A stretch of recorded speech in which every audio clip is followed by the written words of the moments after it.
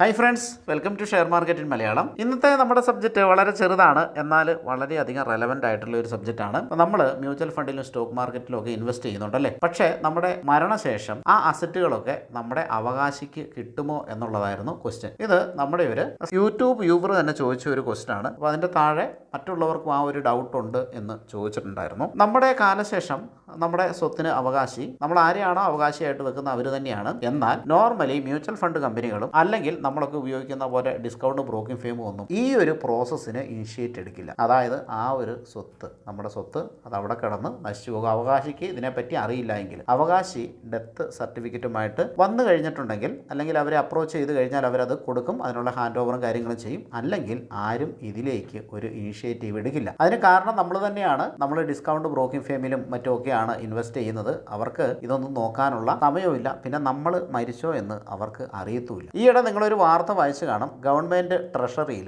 3000 കോടി അവകാശികളില്ലാത്ത സ്വത്ത് ഗവൺമെന്റിന്റെ അക്കൗണ്ടിലേക്ക് ട്രാൻസ്ഫർ ചെയ്തതായിട്ടുള്ള വാർത്ത. അവകാശികൾ ഇനി വന്നു കഴിഞ്ഞിട്ടുണ്ടെങ്കിൽ ആ സ്വത്തുകൾ അവകാശിക്ക് തിരിച്ചു കൊടുക്കും. അവകാശികളില്ലാത്ത സ്വത്താണ്. ഗവൺമെന്റ് പിന്നെയും ചിലപ്പോൾ അവകാശികളെ കോൺടാക്ട് ചെയ്ത് തിരിച്ചു കൊടുത്തേക്കാം. എനിക്കറിയില്ല, അത് അങ്ങനെ കൊടുത്തായിട്ടൊന്നും കേട്ടിട്ടില്ല. പക്ഷേ നമ്മുടെ കാലശേഷം നമ്മുടെ അവകാശികൾ ആ ഒരു സ്ഥാപനത്തെ അപ്രോച്ച് ചെയ്ത് കഴിഞ്ഞാൽ തീർച്ചയായിട്ടും ആ ഒരു സ്വത്ത്, ഷെയർ ആണെങ്കിൽ ഷെയർ, മ്യൂച്വൽ ഫണ്ട് ആണെങ്കിൽ മ്യൂച്വൽ ഫണ്ട്, അവർക്ക് കിട്ടും. അപ്രോച്ച് ചെയ്തില്ലെങ്കിൽ കിട്ടാനുള്ള സാധ്യത വളരെ കുറവാണ്. മാത്രവുമല്ല, ഈ ഒരു അസറ്റ് അവർക്ക് മറ്റ് പലതിനും പ്ലെഡ്ജ് ചെയ്തിട്ടൊക്കെ ഉപയോഗിക്കാനായിട്ട് സാധിക്കും. അതിപ്പോൾ സ്റ്റോക്ക് മാർക്കറ്റിൽ സാധ്യമല്ല. കാരണം ബ്രോക്കിംഗ് ഫേമിന്റെ പൂൾ അക്കൗണ്ടിൽ നമ്മുടെ ഷെയറുകളൊന്നും കിടപ്പില്ല. CDSലും NSDLലും ആണ് അതുള്ളത്. ഒരു 3-4 വർഷം മുമ്പ് ഇങ്ങനെ ഉപയോഗിച്ച ഒരു ബ്രോക്കിംഗ് ഫേമിന്റെ ന്യൂസ് നിങ്ങൾ വായിച്ചു കാണും. അതിനുശേഷമാണ് സെബി ഇത് ബ്രോക്കിംഗ് ഫേമിന്റെ പൂൾ അക്കൗണ്ടിൽ നമ്മുടെ സ്റ്റോക്കുകളൊന്നും സ്റ്റോർ ചെയ്യേണ്ട എന്നുള്ള ഒരു തീരുമാനത്തിലേക്ക് എത്തിയത്. അതേപോലെ മ്യൂച്വൽ ഫണ്ട് കമ്പനികളും നമ്മൾ മരിച്ചോ എന്ന് അവരന്വേഷിച്ച് പിടിച്ച് അവകാശികൾക്ക് കൊടുക്കാനായിട്ടുള്ള പ്രോസസ് ഒന്നും ഇനിഷ്യേറ്റ് ചെയ്യില്ല. മ്യൂച്വൽ ഫണ്ട് തന്നെ 2 തരമുണ്ടല്ലോ. ഡയറക്റ്റ് പ്ലാൻ ഉണ്ട്, റെഗുലർ പ്ലാൻ ഉണ്ട്. അതിൽ ഈ റെഗുലർ പ്ലാൻ എടുക്കുന്നവർ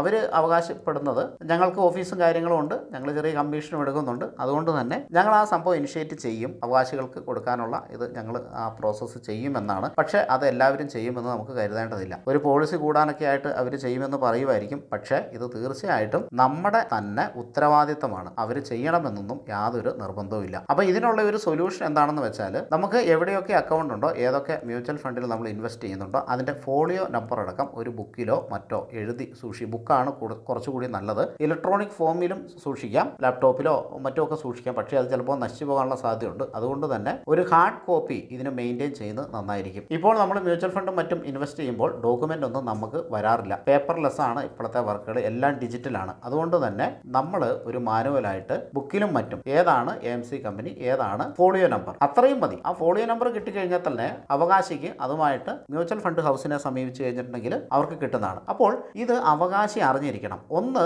നമ്മൾ ഇതുപോലുള്ള അസറ്റ് ക്ലാസ്സുകളിൽ ഇൻവെസ്റ്റ് ചെയ്തിട്ടുണ്ടെങ്കിൽ തീർച്ചയായിട്ടും നമ്മൾ ഇങ്ങനെ ഒരു ഹാർഡ് കോപ്പി, നമ്മൾ മാനുവലായിട്ട് എഴുതിയാലും മതി, അത് നമ്മൾ സൂക്ഷിക്കുകയും നമ്മുടെ അവകാശികളെ ജീവിച്ചിരിക്കുമ്പോൾ തന്നെ അറിയിക്കുകയും ചെയ്യുക. അപ്പോൾ പലർക്കും ഇത് അറിയിക്കാനുള്ള ഒരു ബുദ്ധിമുട്ടുണ്ടാകും. കാരണം ഒരു സർപ്രൈസ് ആയിട്ട് അവർക്ക് കിട്ടിക്കോട്ടെ, എൻ്റെ ഒരു കാലശേഷം അവർക്ക് കിട്ടിക്കോട്ടെ എന്നുള്ള ഒരു മനോഭാവമായിരിക്കും പലരിലും ഉണ്ടാകുക. അങ്ങനെ മനോഭാവമുള്ളവരുടെ ഒരുപാട് സ്വത്തുക്കൾ അന്യാധീനപ്പെട്ടു പോയിട്ടുണ്ട്. അതുകൊണ്ട് തന്നെ എത്രയാണ് എമൗണ്ട് എന്നൊന്നും പറയാതെ തന്നെ ഞാൻ കുറച്ച് ക്യാഷ് നിങ്ങളുടെ പേരിൽ ഡിപ്പോസിറ്റ് ചെയ്തിട്ടുണ്ട്. അധികമൊന്നുമില്ല, അതൊരു ചെറിയ എമൗണ്ട് ആണ്, എന്നാലും എൻ്റെ മരണശേഷം അത് നിങ്ങൾക്ക് കിട്ടും. അപ്പോൾ അതിൻ്റെ ഡീറ്റെയിൽസ് ഞാനൊരു ബുക്കിൽ എഴുതിയിട്ട് എൻ്റെ സേഫിലോ എവിടെയെങ്കിലും ഞാൻ വെച്ചിട്ടുണ്ട്, അല്ലെങ്കിൽ ലോക്കറിലോ മറ്റോ വെച്ചിട്ടുണ്ട് എന്ന് ജസ്റ്റ് എല്ലാവരെയും അറിയിക്കുകയാണെങ്കിൽ, ഭാര്യയെയോ ഭർത്താവിനെയോ അച്ഛനെയോ അമ്മയെയോ മക്കളെയോ സഹോദരങ്ങളെയൊക്കെ ഒന്ന് അറിയിക്കുകയാണെങ്കിൽ അത് നന്നായിരിക്കും. അങ്ങനെ അറിയിക്കാത്തവർക്ക് ഇത് നഷ്ടപ്പെടുന്നതായിട്ട് കണ്ടിട്ടുണ്ട്. അതുകൊണ്ട് എന്തെങ്കിലുമൊക്കെ സൂത്രപ്പണി ഉപയോഗിച്ചിട്ട് ഇത് അവരെ അറിയിക്കുക. അതായത് മരണശേഷം നമ്മുടെ പേരിൽ എന്തൊക്കെയോ ചെയ്തു വെച്ചിട്ടുണ്ട്, അതിൻ്റെ ഡീറ്റെയിൽ ഇന്ന സ്ഥലത്തുണ്ട്. അപ്പോൾ അത് തുറന്നു നോക്കാനുള്ള ഒരു ടെംപ്റ്റേഷൻ നമ്മൾ ജീവിച്ചിരിക്കുമ്പോൾ തന്നെ അവർക്ക് കൊടുക്കുക. ഇതെൻ്റെ ഒരു ചെറിയ അഭിപ്രായമാണ്. തീർച്ചയായിട്ടും അവരെ അറിയിക്കാതിരിക്കരുത്, അല്ലെങ്കിൽ വേറെ അധികം സൊല്യൂഷൻസ് ഒന്നും ഞാൻ കാണുന്നില്ല. ഇതിലും നല്ല സൊല്യൂഷനോ കാര്യങ്ങളോ ഉണ്ടെങ്കിൽ താഴെ കമൻറ്റ് ചെയ്യുക. അറിയിക്കാതെ ഇരിക്കരുത്. ബ്രോക്കിംഗ് ഫേം ആണെങ്കിലും മ്യൂച്വൽ ഫണ്ട് ഹൗസ് ആണെങ്കിലും അവർ നമ്മുടെ കാര്യത്തിൽ ഇനിഷ്യേറ്റ് എടുക്കണമെന്നില്ല. ഇത് നമ്മുടെ ഉത്തരവാദിത്തമാണ് അനന്തരാവകാശിയിലേക്ക് ഇത് എത്തിക്കുക എന്നുള്ളത്. അതിനുള്ള പ്രോസസ്സും വഴിയും നമ്മൾ തന്നെ കണ്ടുപിടിച്ച് ചെയ്യേണ്ടിയിരിക്കുന്നു. Thank you. മറ്റൊരു ഇൻഫോർമേറ്റീവ് അറിവുമായിട്ട് അടുത്ത വീഡിയോയിൽ വരാം.